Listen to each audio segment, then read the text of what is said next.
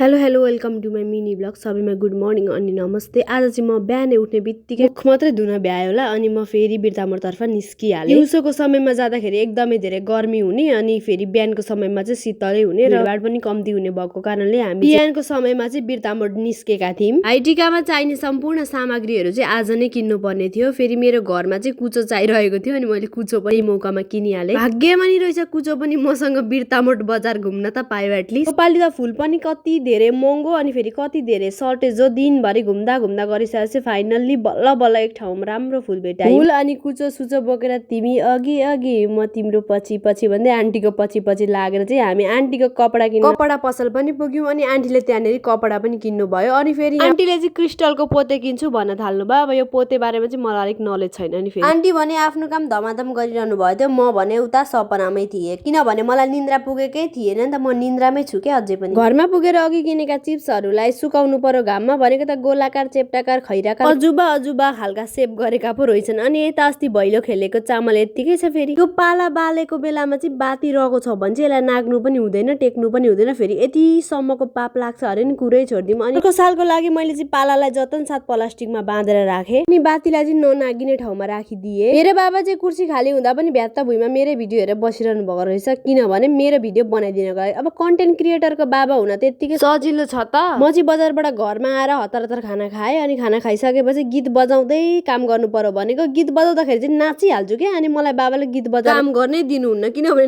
नाचे गर्छु अनि काम कुनै बन्निँदैन। फेरि एक दिनमा हुने काम 7 दिनमा पनि मैले काम गरि नि सक्दिनँ नि त। फेरि आफू भने घरभित्र नाच्दै थिएँ, बुइनीहरू आएर त घर बाहिर पनि नाच्दै रहेछन् अनि एकछिन बुइनीहरूको डान्स पनि हेरेँ। जस म भन्दा त राम्रै नाच्दा रहेछन् साना बुइनीहरूले पनि। अनि साना बुइनीहरूले यति राम्रो राम्रो आशिष दिए नि। अनि साना भैली खेल्न आएका बुइनीहरूलाई चाहिँ आमाले सबैजनालाई चाहिँ टिका पनि लगाइदिनु भयो। अनि एकजना बहिनीले चाहिँ आई फ्लू भएर चस्मा पनि लगाएकी रहेछिन्। आशिष दिएको कपडा पनि बुइनीहरूले मलाई दिए। यो चाहिँ मैले बनाएको रोटी अनि यो चाहिँ ठुलो मम्मीले बनाउनु भएको रोटी। कुन चाहिँ रोटी चाहिँ मिठो हुँदो रहेछ है त म एकदम ट्राई गर्दैछु। अब यो चाहिँ मैले बनाएको रोटी नमिठो भए पनि म मिठै भन्छु। अनि यो चाहिँ ठुलो मम्मीले बनाउनु भएको रोटी। यो रोटीलाई चाहिँ खोट लगाउने ठाउँ नै छैन त्यस्तो मिठो थियो। अनि आज मैले बनाउन आँट्दै थिएँ मासु लभरहरूको अनुहारको चमक हेर्नु न, ओ माई गॉड। अनि मासु पाकिसकेपछि चाहिँ भात मासु दालसँग चाहिँ मस्त साथ दबाएर खाए यति मिठो भयो त मिठो मिठो मिठो। अनि फुल किनेर ल्याएर उन्न चाहिँ झन्डै बिर्सिएको नि। अनि 10 बजी राति भयो भने माला उन्नतर्फ लाग्यो। मालाभरि उनेकी छु आफ्नो खुसी मैले भन्दै पनि। अनि आजको मेरो भिडियो के कस्तो लाग्यो कमेन्ट गर्नु होला। अनि सबैमा happy Tihar happy Tihar happy Tihar. Thank you for watching.